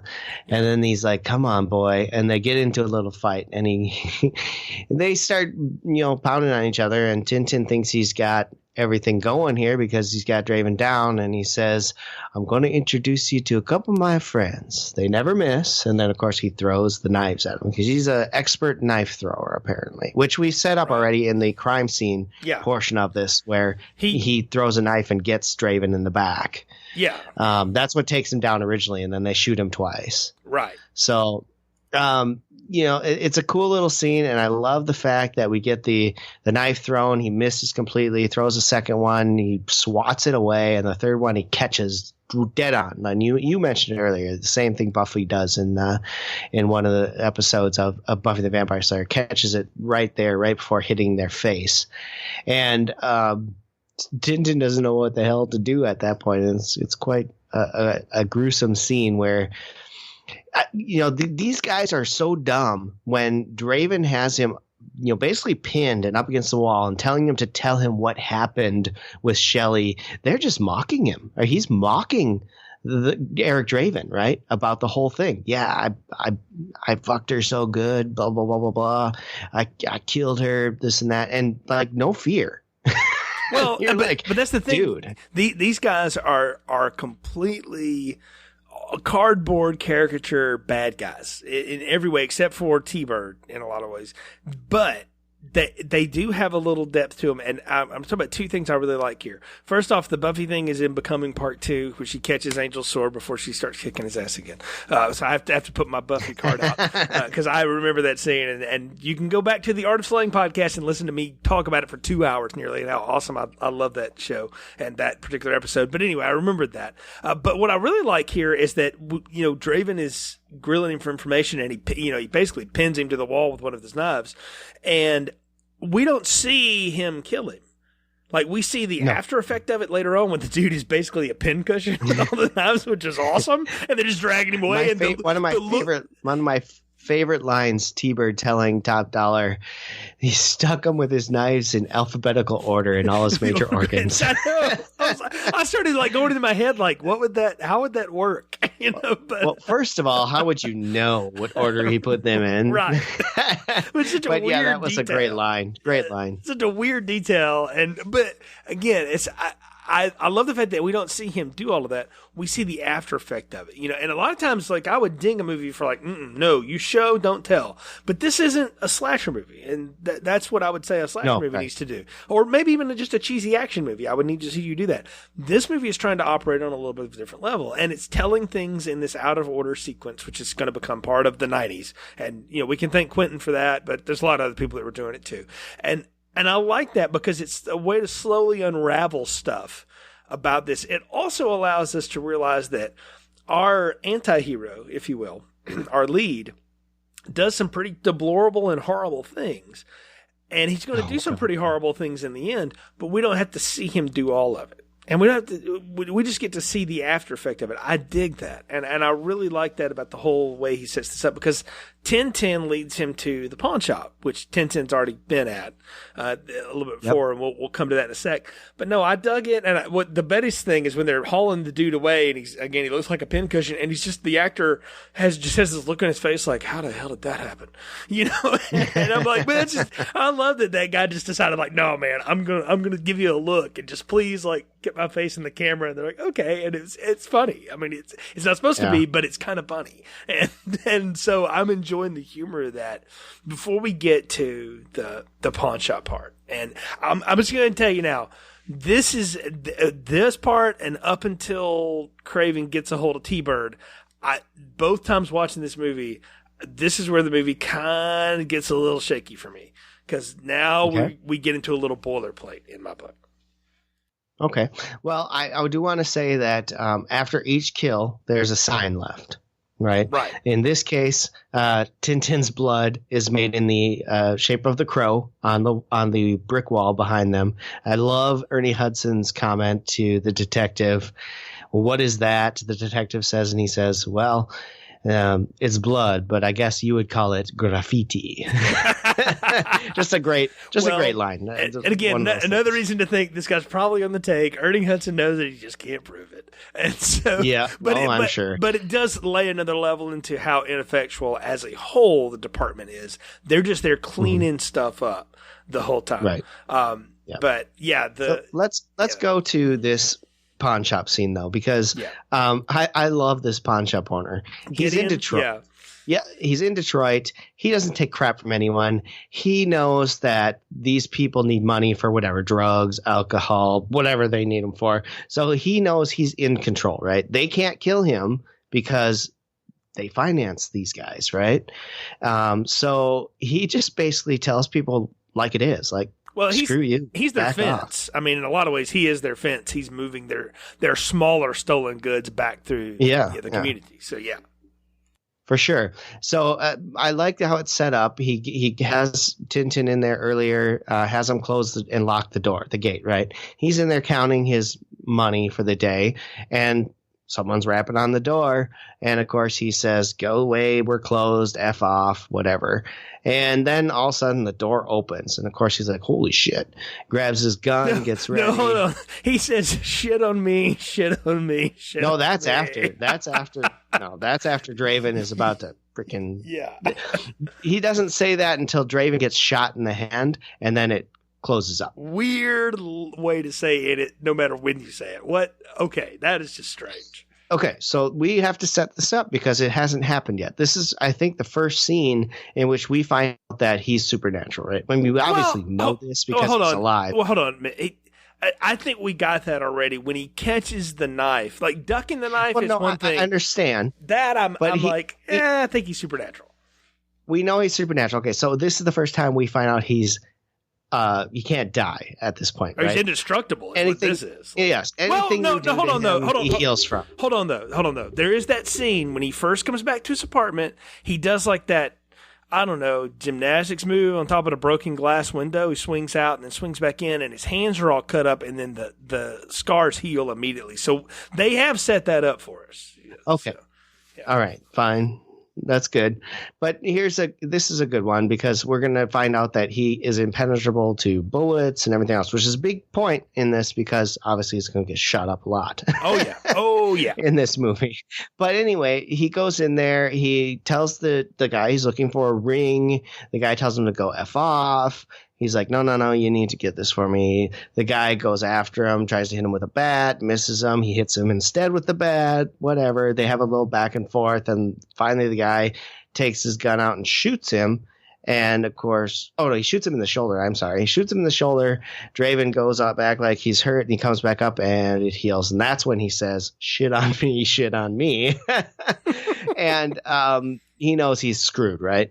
But Draven only wants one thing. He wants the ring that he gave Shelley as an engagement, the wedding ring, right? And so he finally gets the guy to tell him where it is after stabbing his hand into his little box so he can't go anywhere. Gets it, and you see him. I love the scene, though. He's sitting there, eyes closed, grabbing each ring, throwing it. Nope. Gets the one, and it's like, ooh, right there. The memories come back, right? Yeah, we can see the whole engagement scene and everything. I love that way they do that, though, too. Because when he's first with his eyes closed, I was like, what is this weirdo doing? And then that's when I realized, and I didn't realize it until after the movie, but you brought it up. Everything he touches that was part of his past is how he can relive parts of it and sort of rebuild his memory. So he gets reconstituted and brought back to life, but he doesn't know things he doesn't know. Like, he has to figure that out some way. So they've given him this supernatural power as a way of seeing it from somebody else's point of view, right? So basically he gets to see Shelley's point of view of their engagement. And on one hand, I'm like, well, that's really terrible and so sad. But on the other hand, I'm like, that's actually kind of a cool power. Like, that's sort of neat. Oh. And they did this. I'll tell you another movie series that does it. Predator did this in one of the sequels. I can't remember which one now, but like a predator gets killed and the other one picks up like its visor and can sort of see its last moments, so it knows like what alien killed it or whatever at that moment. And I'm like, I like that conceit that like there's something physical from the world that can then become metaphysical for this other character. And it's cool to watch him sort of flip through them with his eyes closed. He finds the right one. And I love the fact too that the ring is like nothing special. It's just a little, it's nothing, right? Well, he is a musician. Right. Well, that's what I'm saying, though. But I love the detail of that. It's like, but for them, it meant everything. It's like, well, you didn't have nothing. It was just, it meant everything to him and her. And so it's a big deal to get a hold of that. And I know I did like that. It's the best part of this scene. Because everything else is just really kind of cheesy and funny to me. Like, it's not bad. It's just, what's really funny to me is when he walks out of there, he's got the ring, he's got this, and he also grabs his guitar because, I don't know, he needs to rock out later in the graveyard for some reason. Well, he's a musician. He's got to play his music, man. And he does rock out later on the top of a roof. So, he does. Yeah, it gets there. He just needs to get a couple chords in. I mean, he does what he wants. He tells them to tell everybody that he's coming for him. Right. And that tells him his name. I'm Eric Draven. I'm coming for you. Now, this guy doesn't know anything about Eric Draven and what the hell he's doing and any of that crap. So he goes to Top Dollar to explain what happened. Actually, he doesn't go to Top Dollar. He goes to the bar to get drunk. And the I guess Top Dollar's lieutenant What did you call him? Yeah, I don't know Comes what down and tells me Tony he has a Todd meeting. is, but in my own mind, I have now retconned that the fact that Tony Todd gets killed in this in such a violent way is how he becomes the embodiment of death in the Final Destination movies. Because this is how Tony. This is before Tony Todd was anybody really, and I love this guy. He's so funny. It's a cool voice, and the way he's dressed, he's dressed like a pimp. Like he's got these gold rimmed glasses and these top hat and his beautiful suits. Everybody else is dressed like crap, and he looks like a gangster out of the 30s. He would fit into Demolition Man pretty well too. Yeah, you know what? Yeah, he would. He has that kind of. If he had a thicker mustache, he could twirl it for you. But no, I love Tony Todd. He just chews up scenery. The thing is that I don't get enough Tony Todd and David Patrick Kelly in the same scenes together enough where they can just eat the scenery from one end to the next, and then we collapse into a black hole of dead scenery because they can both chew it up. But no, I love the fact that guy sort of ferrets out this fat loser and wants to take him. Well, he's get more like I said. I think he's the lieutenant for Top Dollar. I mean, he does everything. He does the investigations. Yeah. He tells everybody what to do. He's the coordinator for Top Dollar. Top Dollar says, I want this done. He coordinates it and figures out how it gets done. Right. And I like that. I like his character a lot. And so he comes down and tells Gideon that he's got a meeting with Top Dollar, and of course he's all excited, right? And so he goes up there and tells him everything that happened and who it was and all this other stuff, and basically tells him off in front of him, like, you're a dumbass. Right. No one in this movie who's criminal is very smart. No. They just like to basically mouth off to everyone. And when you're talking to the top guy, probably not the best guy to mouth off to. And so he gets a nice sword, which we find out that Top Dollar is an excellent swordsman for some reason, in more ways than one. So. And he puts a nice sword through the throat of the pawn shop owner. And one of my favorite lines is when he says, "Oh, just die already." Right, and gets the gun and shoots him. Yeah, and he gets this enormous gun, like this ridiculous gun to shoot this guy with. I'm like, man, that gun is so 90s. I mean, it does look like a leftover RoboCop prop. Like it is. There's no reason that gun needs to exist, but okay. So he guns him down. That guy's useless and dead now, and we move on because I'll call the janitor to clean up. Right, because we got more people to kill. Now, in between all of this, though, we get some scenes with Sarah, who meets up with Ernie Hudson Albrecht, this cop, right, at his favorite hot dog stand where he eats the most gross concoction on top of a hot dog ever. Ketchup and mustard together and onions? No, thank you. Sorry. Yeah. Call me un-American. It's a basic hot dog. I wouldn't put onions on anything, but the ketchup and mustard for sure. Just mustard. Mustard's for a hot dog. Ketchup's for a hamburger. How many times have we got to go through this? So no. Cheaper than a hot dog with no mustard, but you gotta have ketchup too. Later on Food Strip, we'll continue that argument. but anyway, I like that they set up the fact that Ernie Hudson's character, Sergeant Albrecht, has kept up with Sarah.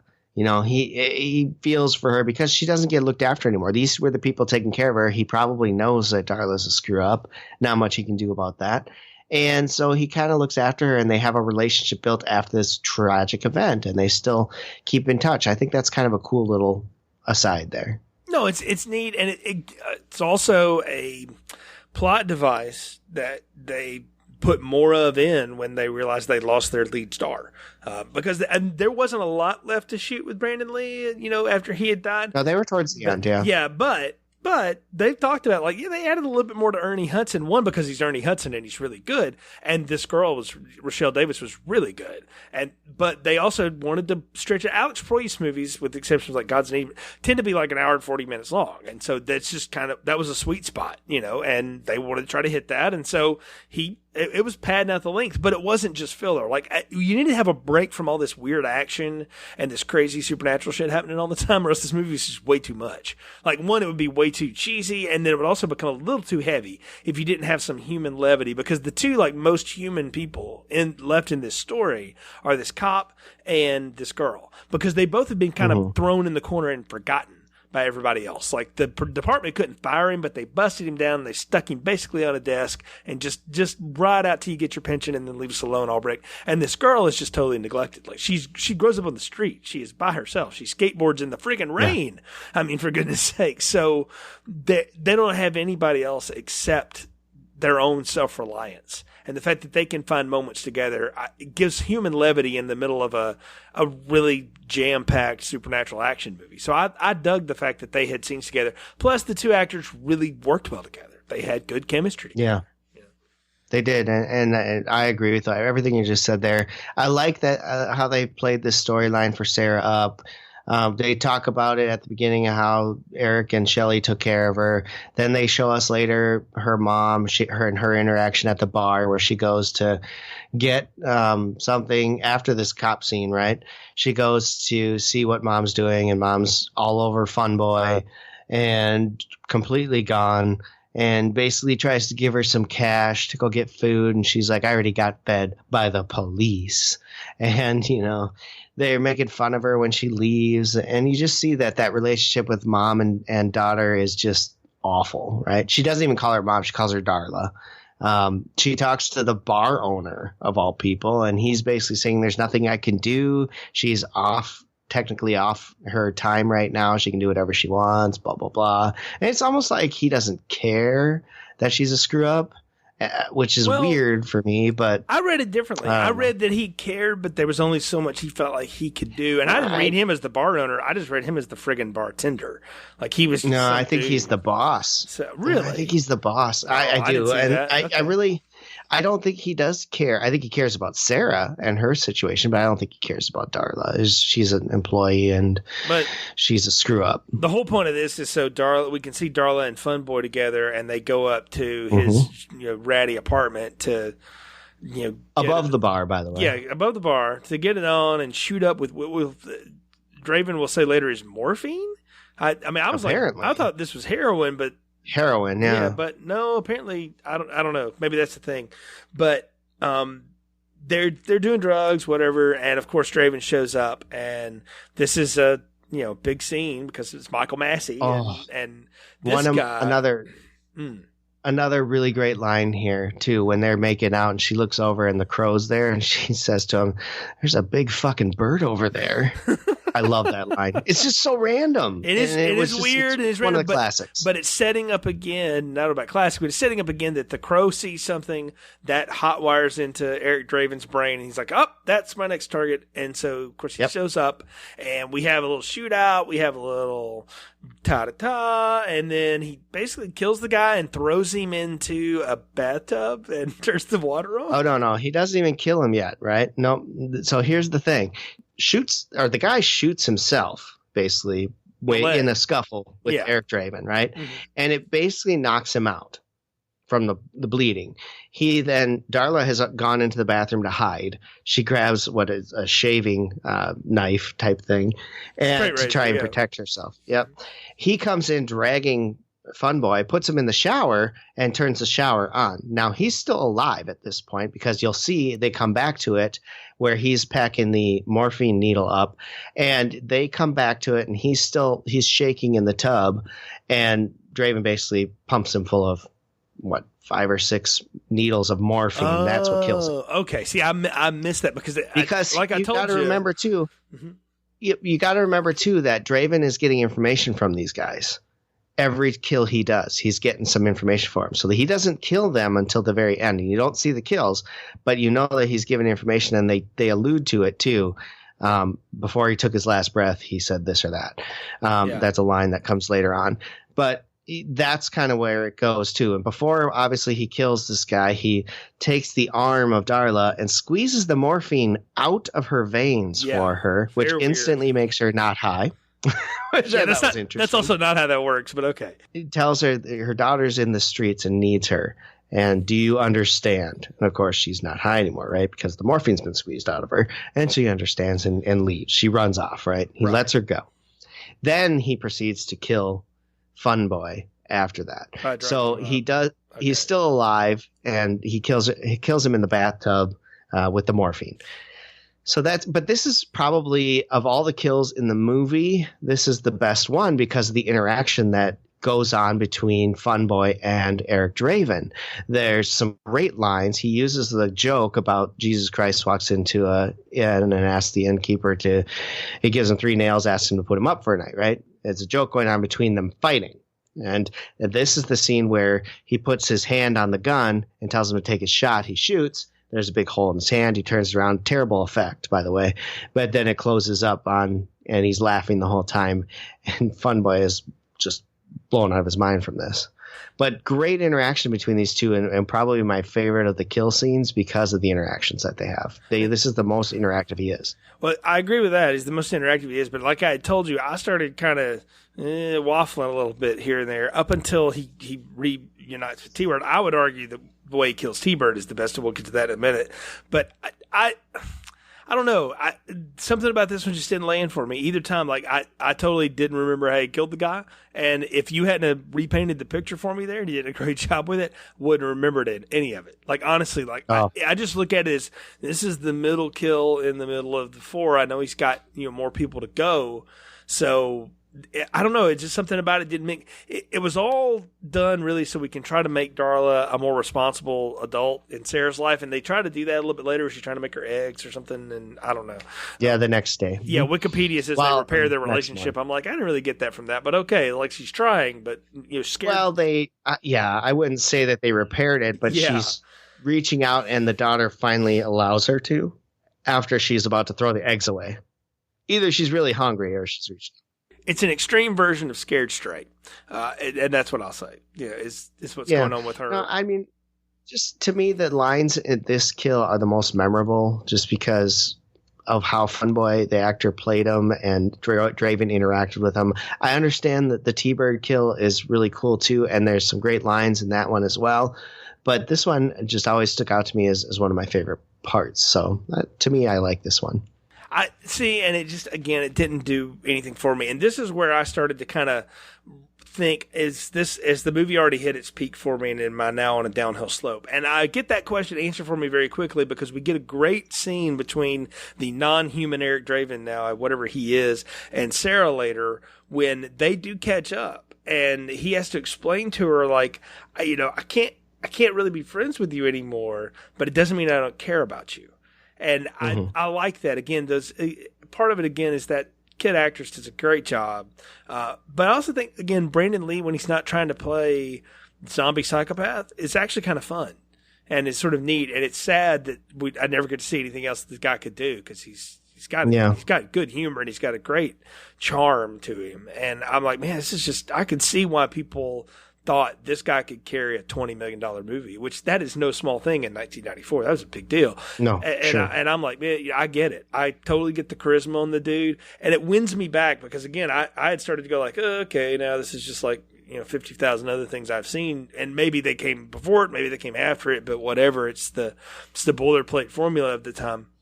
But they bring us back in when we get the moments with Sarah, and that's when I know I'm back on train with the movie. And then we get the great T-Bird kill, which we're going to get to. But I wanted to we're going to throw it to you for a little bit on the Sarah and Draven, because they really didn't get to interact again until the very end after that. Yeah, and I like the whole way they set it up too. Like, she goes to the apartment and expecting that she sees the cat he's as well. There. So. Right. So she has an interaction earlier where in the street where someone's sitting there and talking to her, and he drops the line, "It can't rain all the time." Right. And so that kind of spurs her memory. She goes back and puts the record on and hears that line. And that's what makes her think that Draven's back. So she goes and looking for him at the only place she could think of that he would be, his old apartment, and starts talking about how she heard his line and, then nothing happens. She says, "Yeah, you probably didn't care anyway." And of course, then silhouette in the window, light shines in. There's the crow sitting there. "I do care, Sarah." Just real cheesy line. That is very cheesy, yeah. But, it's a great interaction because up until this point, we just heard that they took care of her. Now we see that their relationship together was actually a mutual relationship of love for each other. They really had a kind of like brotherly, sisterly maybe love, or I don't want to say parent-kid love because it wasn't really that kind of thing, but they really had a good friendship and relationship with each other that meant something to both of them. And you get to see that in this scene, and which is really nice because otherwise why does Sarah really give a damn, right? Right, exactly. So we get that laid out. She is our center. Like, Sarah is supposed to be the audience. She's the one that does the voiceovers, all that kind of stuff. I mean, she's the eyes of the audience in this crazy thing. Her and Albrecht kind of flip-flopped that near the end, but they get to play that, and again, it's those human moments that ground us in this otherwise really weird movie that is just over the top, and it's about to just get insane over the top with its action scenes and stuff. We're about to get some nuts explosions and shootouts and whatnot. But what I love here is we catch up with T-Bird and Skank, who are going on another arson run or whatever it is they're supposed to do. And I love to go to the convenience store and give me some road beers. Yeah, okay. So let's mix snacks and road beers only. Snacks and road beers only. That's it. So dude is like, I don't know what Skank's problem is, but he's getting anything he can. I mean, he's sort of slow a little bit, and he's like also high on WD-40 or something. Reminds me of the Skank character from a movie called The Wraith, the Charlie Sheen movie that Nick and I reviewed back in the day. You can listen to that in the archives, but it's very, I mean, I'm not certain they didn't just rip that off from David Sherrill doing this, but this guy's the same way. He's like eating potato chips and drinking chocolate milk or whatever in the store. It's all this crazy stuff going on. He has just the weirdest lines. But T-Bird is, of course, waiting, in the car, and that's when Draven catches up with him, right? And what I love that he does is he tapes him down, duct tapes him to the seat, right? Halloween Rob Zombie style. For William Forsythe. Yeah. And that's when it dawns on T-Bird, I remember you, man. I was just businessman. And then he repeats that weird line again from the poem or whatever. And right before he he has all this gasoline in the car, and he sends him hurtling to his death with a grenade. Well, he's got all of the he's got all the fireworks and bombs that they're using to set things on fire. Exactly. In the trunk of the car. Right. This scene is great. It has some amazing lines in it. We're going to go driving down, and one of my wife and I's favorite lines is coming up here, and I'll hit it when we get there. But what I really like is he's in the car, and the guy's trying to negotiate with him. What do you need, man? I'll get you anything you need. You want money? You want drugs? You want women? I'll get you whatever you need. And he's just like, oh no, whatever. And we get that one point where he recognizes him. He goes, I know you, but you're not really you. You can't be you. We killed you, man. There ain't no coming back. And as he's taping them, there ain't no coming back, man. There ain't no coming back. And that's when he goes and gets shot up. But before that, we got some really good fun scenes here where he basically tells him to drive and drive faster. And there's a scene where the two cops are sitting there filling their coffee. And the one is putting his creamer in, and all of a sudden here goes T-Bird just blasting through the intersection, and the first cop who's driving goes, what the hell, throws his coffee out and hits the gas, and then the coffee of the other guy goes all over the other cop. Just a funny scene, I thought. But the other great one is when T-Bird gets hit by another car. The guy gets out and says, you hit my fucking car, man. And then T-Bird nuts him and takes the car. And as he's driving, there's a splash of puddle that goes up on the car, and he goes to turn the windshield wiper on and busts the thing off of the car. And the best line, goddamn foreign cars. And he's trying to wipe it from the inside of the car. Oh, makes my day every time I see that one scene. I don't know why. It just does. David Patrick Kelly's awesome and is funny in this. And you get him, and Brandon Lee gets to be funny in it while being, again, sinister. And, I mean, he's murdering people, so let's not lose sight of this, okay? But it's the way he goes about doing it. They deserved it. But no, they totally They're already dead. That's not the point. They just don't know it yet. Yeah, that's what he says, right? They are already dead. They just didn't know it yet. And what I love, though, is, again, he's still pumping for more information, right? What's funny to me, you laugh at all the other stuff. What I laugh at is when Skank is like, well, what in the hell is this? And he starts running after him. He takes it off, yeah. Yeah, exactly. And so he ends up, he escapes that. Somehow he's blown up halfway through it. But he gets back to Top Dollar and is telling him everything that's going on in the only way that he can, which is insane, right? And he's like drinking gasoline, big time, all this other crap. He's really nuts. He's T-Bird. Takes a shot. And the thing is like Top Dollar and this is what's weird. Like it's his half sister that Bai Ling is playing, but she's also his lover or something. There's lots of weird stuff going on there. Yeah, there's definitely some weird incestual ideas going on here. They never actually hook up in the movie. Well, they do kiss each other. They had that scene, though, where she's in the shower, the naked girl's in bed, and, like, they talk about, like, we played too hard with her and we killed her. I'm like, you two have some weird fetishes. Yeah. So it's an interesting dynamic, that's for sure. Can I just say something, though? Like, it's too much. Like, that is, like, at this point, I'm like, she could have just been another hench person. Or maybe she was his half-sister, whatever. She was.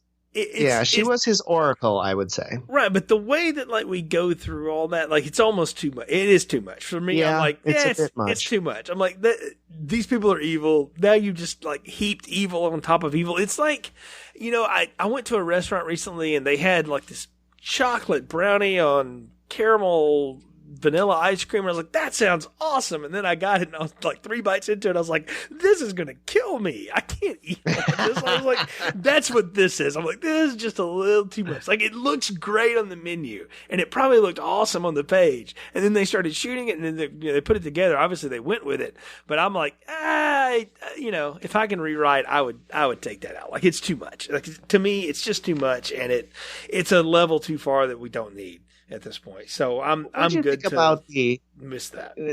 What do you think about the eyes piece where they take the eyes out of the girl? They play that up a lot. The eyes are the keys to the soul, and that's how she reads everything, right?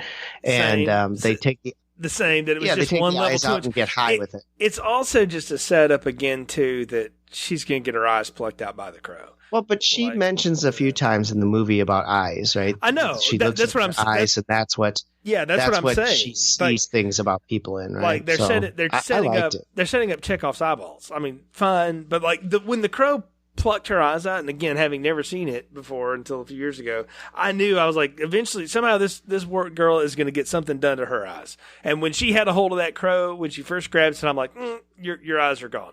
Like, I just knew, it's just, they've set it up too much. It's too much. She's too much. I like Bai Ling.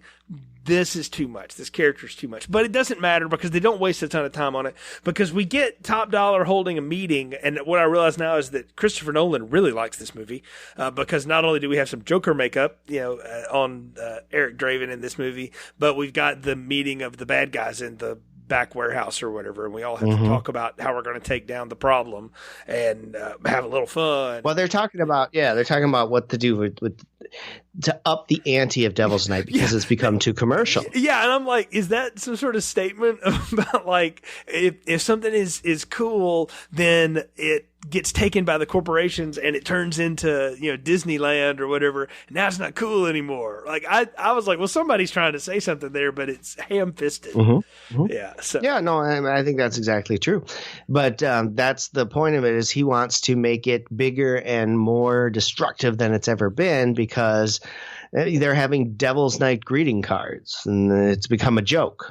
Everyone expects it to be this boring night of a bunch of fires. No, they need to do something big. So they're in this meeting to have this all, and that's when the Crow, Eric Draven, show up to crash the party. This movie they're there for Skank. This movie is full of loud gunshots, and I know I live in a world now where we have much more realistic sound effect action than we've ever had and stuff. This is like a Sergio Leone Western going off here. Like, nobody ever reloads. Like, it's got the Arnold trope of that. It's tons of guns, tons of bullets, and I'll give the director credit for this. Again, Normally, this kind of scene, you want to see everybody. You want to get close-ups. You go, this is a big, dark, open warehouse with some industrial pumping music and gun blazing everywhere, and it's in the dark. Like, that's the cool thing, is that the lighting is mostly done by the gunfire effects. And that's a nice artistic touch in the midst of what otherwise I would write off as just another cheesy action scene. Because it's 1,000 bullets, and it's like a video game or something. You just walk into a room and just hit, pull the trigger, and just, million rounds going off against the wall. It doesn't do a lot of good, is the thing I would say. Like, he shoots a lot of people, but he takes out, I guess, all the henchmen surrounding Top Dollar, but who are not good shots. They're like stormtroopers. But other than that, like, it's just a cool set piece. They're fine shots because they're shooting him, and he just doesn't do anything to them. Right. Well, this is true. You're right. You can shoot them all you want, and it just doesn't have an effect. You know what? The point is that he went in there and said all he wants is Skank. Give him Skank. Everyone else lives. Nobody cares. No problem. They wouldn't do that, so then it came a big brawl, right? He really just is focused on getting Skank because Skank is the last guy who was involved in this murder of his girlfriend and him that he needs to take out. That's his last revenge. Right, because he doesn't know who Top Dollar is. Like, he doesn't have any idea what, like he's been dropped that name. He has no idea what role that person has in all this. And he's never seen him in any of his visions because he's not involved in them. Right? Because all his visions are the four characters. Well, and that's the layers at the scene of the crime. That's the layers of criminality too, right? Is that you're not ever at the scene. You're just making sure other people are doing your bidding.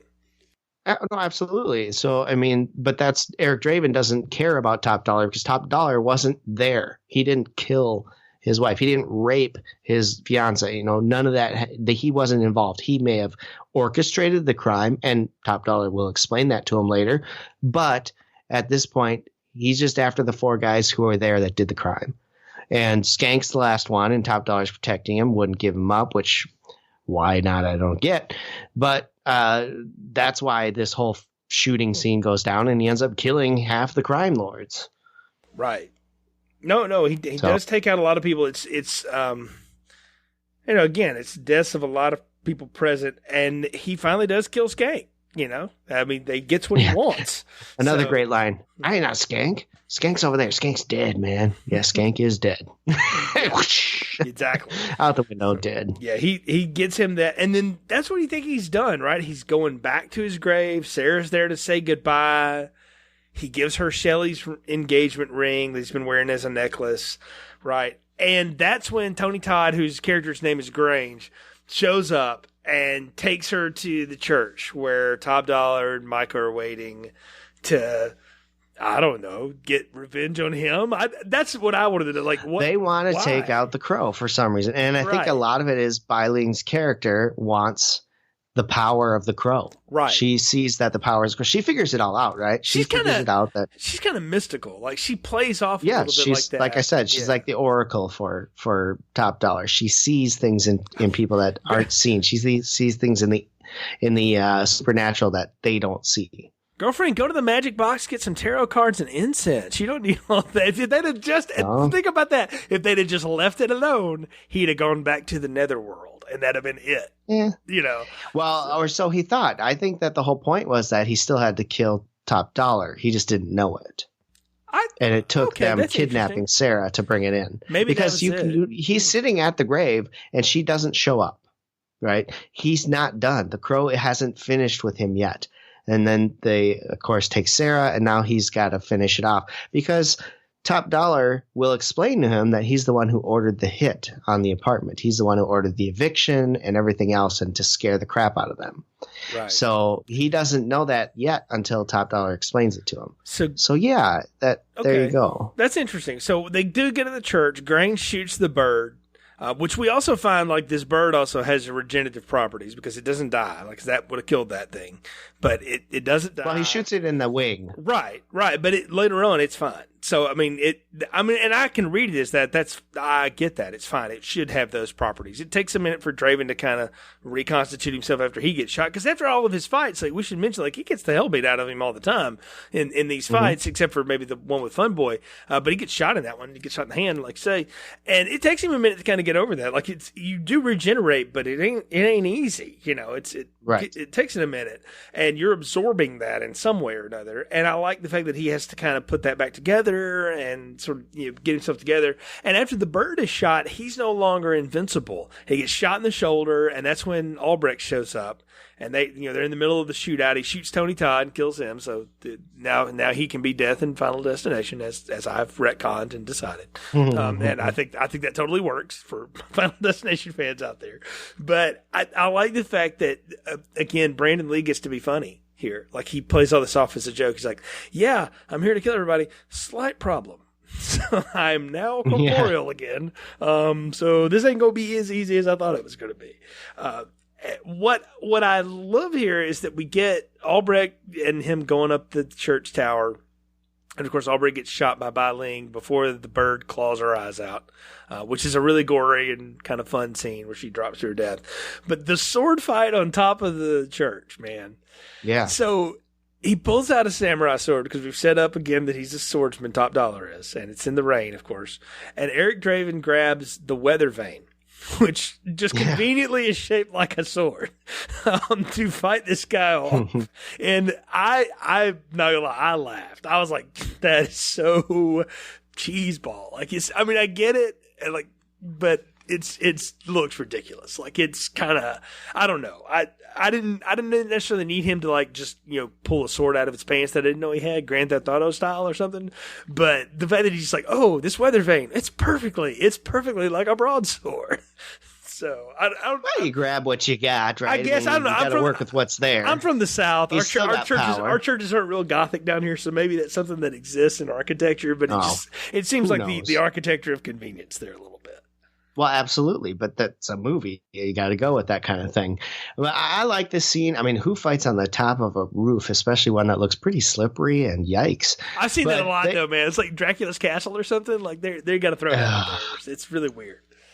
Yeah, no, but they have a good back and forth scene, and Top Dollar gets the best of him, stabs him in the back, I think. Yeah, he stabs him in the back. Yeah, gets him real good. Should kill him, no problem. But then, before deciding to kill him for good, he decides to tell him the whole situation. In classic Bond villain fashion. It's what I wrote down. I've got you. You're done. Yes. I'm going to tell you why I hate you. Yes. Actually, I'm going to tell you why it wasn't personal. It's just business. That's what he's telling you. It's like, I'm going to piss you off before I kill you. It's just like, let me tell you my whole plan, and this is how that went down. Sorry. I employ some idiots. Thanks for taking care of them for me. I got to find new ones. But it's the classic villain problem that I can't ding this movie for that. I ding billions of them. Oh, you can't. It's just part of it. Formula. What I am gonna say though is what I would have much rather seen was the bird like flap its wings and land on the stoop or something, and that's when Draven kind of powers back up. And for him to like, if he had pulled the sword out and then cut the dude in half or whatever, I would have gone with that more than what we get. But I get what happens. I like what we get. Okay, I think it's a brilliant way because he's beat to hell. He's pretty much going to die here, right? Because he's got a sword through the back and then through the stomach.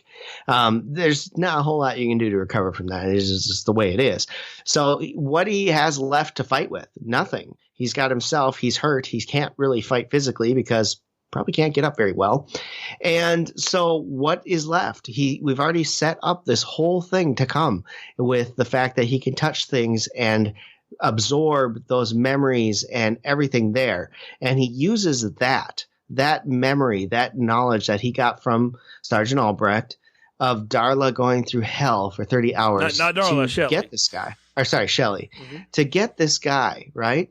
And I thought it was a good way to use it. I mean, transfer that back to him to kind of throw him off his game, and that ends up being his downfall, is trying to explain to him what happened, and here you go. Take the 30 hours of pain all at once. I liked it. I thought it was good.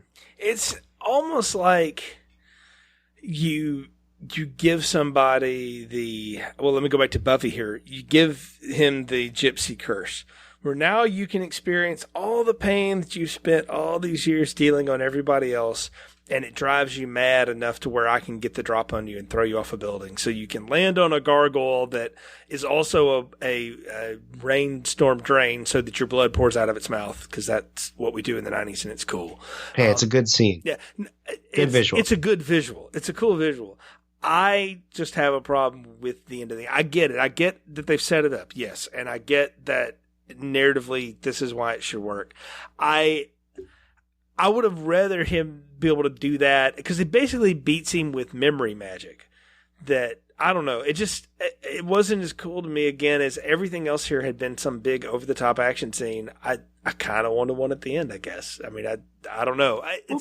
But you got a big action scene, and then this is the final piece of it. I mean, we got the fight. We got a lot of fighting. I think it's the same problem I have at the end of Batman 1989. It eventually, all of that we go through ends with a fist fight between a dude in a plastic suit and an old man on top of a building. And I said it, then, and I'll say it now. That ending is kind of unsatisfying. And this one, it's satisfying that the guy goes out that way, because he's got to get a gruesome death. Like, yes, he needs to be torn in half and fed to the dogs or something. Like, the cat needs to come nibble on him or something. Like, I would have been okay with that. But I don't know. It's just the whole, like, here, have 30 hours of pain. That it's also secondary pain. Like, that's the other thing. It's like Albrecht was at the hospital. He's obviously not a doctor, so he just had to watch it. So you're seeing, I don't know, the transfer of that just doesn't work for me, is what I'm saying. Okay. Well, I like it because I think that they've set up the whole thing that he can get everything from touching and everything. Why can't he then give it by touching as well? Well, I don't know. To me, I like it. I thought it was good because you got a guy who's completely beaten. He has nothing, no strength. He can barely walk afterwards when he has to come back down. I don't know, man. I thought it was well done, and you use what you have available. He has no weapon. He has no strength. He's got probably not a lot of energy. So what's left? He can give him memories that can disorient the guy, give him pain through that, and then he falls to his death. Just conveniently, yes, lands on a gargoyle's horns, but I like it. Well, I mean, that obviously, like those were all over that place. Like you couldn't walk by that church and not get like gut and tetanus and stuff. So I mean, it's crazy. I'll say this about it: like, there's the thing about it that works narratively is that Draven has to use what's left of his own human strength to get the drop on the guy, except he doesn't. He still uses the magic that he's been induced with, but he doesn't have like regenerative powers to come back. And I know I said a minute ago I wanted the Crow to show up and power him back up or whatever. That would have been cool. I don't know if it would have been as it's narratively it works better if he has to think through the problem rather than muscle through the problem. So that's fine. Yeah, I don't know. I don't know. I mean, I think it's good. You got to remember too, when he does finally leave and goes back to the grave, he's beaten to hell. Yeah, he's done. I mean, he's done. He has nothing left. Yeah. And Shelley comes out and reunites with them. I don't know. I really liked it. Well, I like the end. I like the fact that he crawls back at the end and he's basically like, I just want to die. Like, I'm just done. I have nothing left. I'm just ready to go. And he can go peacefully. Because obviously he did not die peacefully in his life. So the fact that he's able to go back peacefully at that moment with her spirit, ghost, whatever you want to call it, that I liked that. And Sarah and Albrecht kind of go to the hospital together, and that's the end, right? We get the sad song, and that's it, And it's a satisfying ending. Again, I don't know. The whole magic transfer thing, again, like I said, just didn't work for me. But it did end on a good visual, and the ultimate ending is satisfying. Because I do like the fact that he doesn't just walk off into the dark and disappear. Like, that would have been stupid and really cheesy. It's the fact that he crawls back into his grave, basically. It's like, wow, it's sort of kind of sad. But it's the old adage, like, if you go after revenge, dig 2 graves, and that's what he was there. He came back to get revenge. He got his revenge, and he's done. And that was it. Now, his soul is at peace. Right. And now he can be, and that was the whole bit, is that, the crows carry you to the afterlife, but if there's so much pain that you can't go peacefully, the crows sometimes will let you come back and settle your problems before it's time to go. And the ultimate thing, you know, Sarah says in the end, it's not the thing that keeps people alive. It's not memories. It's your love for each other, you know, and the fact that she knew he loved her, and that of course he and Shelley were star-crossed lovers or whatever, and now they're together in the hereafter is what matters. And so there we go. You know, that's the whole movie. I have a couple follow-ups here just about the series, but we'll get to that in a minute. But bro, let's do something I've been waiting to do for over a year now. It's time for final thoughts, popcorn ratings, and recommendations. So what are yours for The Crow? No, well, it's not going to come as any surprise, as I spoiled it at the beginning. This is one of my top 2 all-time favorite movies. I just love this movie. I've seen it so many times.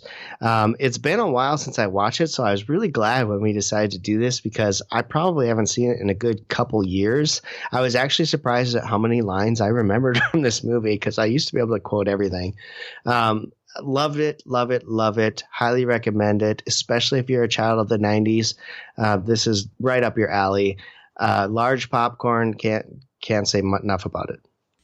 I'm going to join you in the large popcorn. It's not perfect, and obviously there's things about it that didn't work for me. It's not a big one for me, but I can see myself going back and watching this again at some point, and maybe even go to the point of actually owning it, though it's, you know, it's on Netflix, so why own a physical copy anymore? But oh, come on now. That's just me. I've got 2 DVDs and a Blu-ray. Yeah, no, I'm surprised you had the VHS still. But I do want the soundtrack. I'm going to say that now. Like, yes. I'm going to get a copy of that soundtrack, because that is some good stuff. But you know what? For all the things that I've nitpicked in this, and I want to give it a critical eye. I think it's worth doing. This movie is so 90s, and that's not a bad thing, but it definitely is something you need to know, particularly if you weren't in the movie going age at that point when this one came out, and maybe you hadn't seen it, or you hadn't seen it until you were much later. It definitely has a look to it that is not what you expect nowadays, and it's very different. But if you think about when it came out and what was coming out with it and around it and what was going on at the times and stuff, it totally fits that as like a neat little time capsule for it. And as a one-shot movie, it totally works. Again, beyond the tragic part of his death, it's sad that we didn't get any more Brandon Lee, because man, I think this guy would have been a real huge star. I mean, just tons of charisma. Now, nobody else in the leads here, not so much, but they did the smart thing. They surrounded him with good character actors that could carry the other scenes. David Patrick Kelly is awesome in this. Tony Todd's only in a little bit of it, but he's fun. Ernie Hudson's great. The kid, Rochelle Davis, is great. There's a neat cast here. There's everything here to make a good movie, and it's definitely a large popcorn. It's totally worth watching and definitely worth your time. If you haven't revisited it in a long time, do it. And if you're like me, maybe you've never seen it, go give it a shot. The Crow is definitely worth your time. What I have a question for you, Brian, is have you ever bothered with any of the sequels to this, or the continuing stories? Because they're not the same character, I understand, but it's more Crow-ish stuff going on. I have seen a couple. I saw City of Angels and absolutely positively hated every minute of that movie. I thought it was poorly done. It was terrible. And it was just a rehash of the same story with different characters, and I didn't like it at all. And then I've also seen the David Boreanaz version of this. Or no, sorry, the Kirsten Dunst. Gosh, I can't say that. I've also seen the Kirsten Dunst version, which was called Crow Salvation. That one was done a little bit better, but I still didn't like it. To me, this is a one-film franchise. They told the story in the first one. Any after of it, just I didn't need. I don't think it worked quite the same. This had such an impact on me that everything else has been a major letdown, and I just don't need anyone else doing this movie. And especially if you're just going to tell the same story with different character.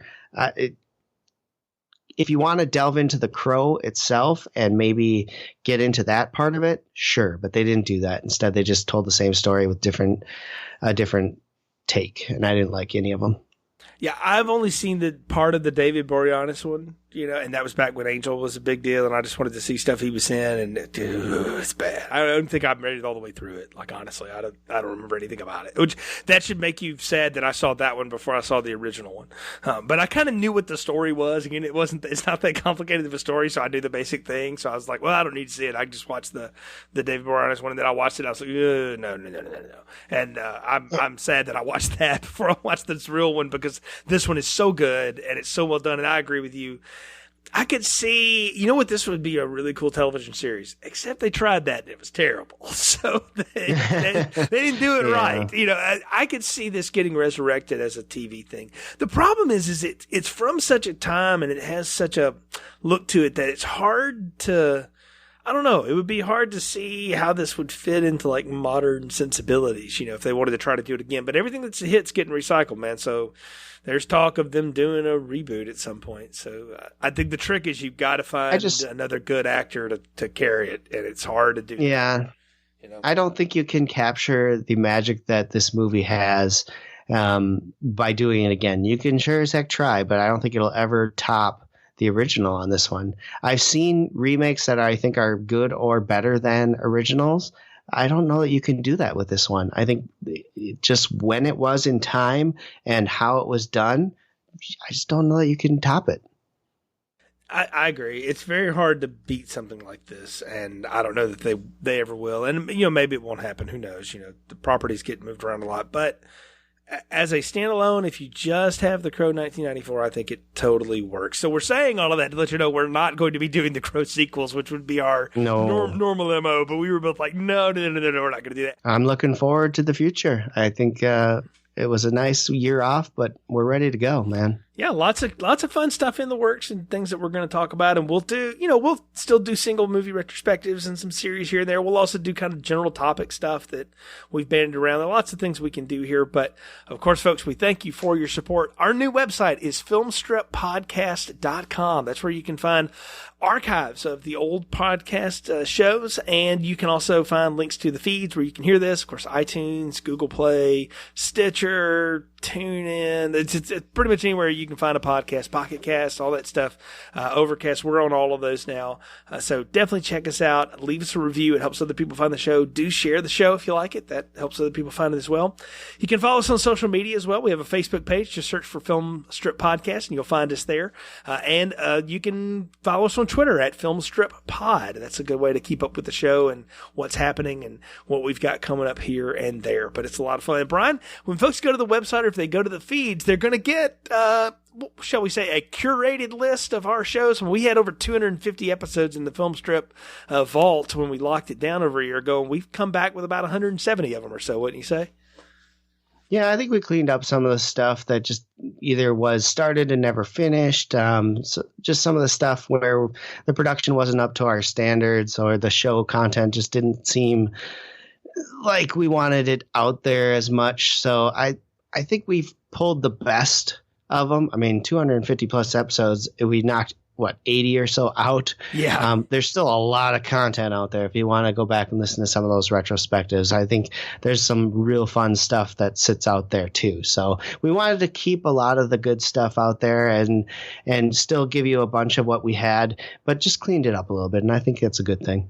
Yeah, I mean, we call it just, cleared out the old stuff from the library that nobody's reading, or is, the binding's a little gone. It's time to move on and do something else with that. I think what you've got is our curated best of, and then, we got room to build on from there. So lots of fun stuff. Of course, you can keep it with us on all the site, our social media. We do appreciate your support and look forward to coming back and talking with you again. So let us know what you think of the show. If you disagree or agree with our takes, hit us up. We love to converse with fans. If you know Brian and I from The Art of Slaying, the Buffy podcast, we did a lot of that back in the day. And Brian, tell folks about your podcast venture. You've got another gig going on.